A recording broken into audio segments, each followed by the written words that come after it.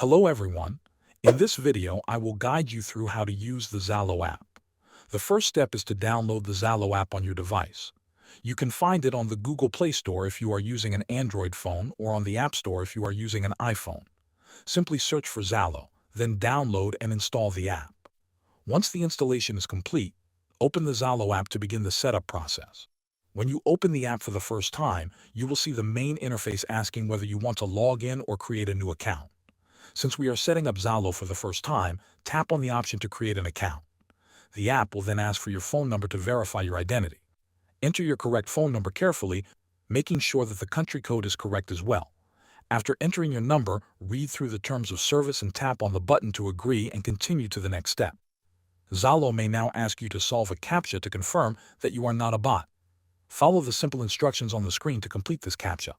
Once that is done, the app will show a screen saying it is waiting for verification. At this point, you should receive a verification code through a text message. If the message arrives automatically, ZALO may detect it and verify it for you.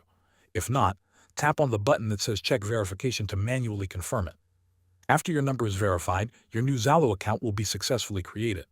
You can now start using the app to chat with your friends, join groups, and explore different features. Thanks for watching.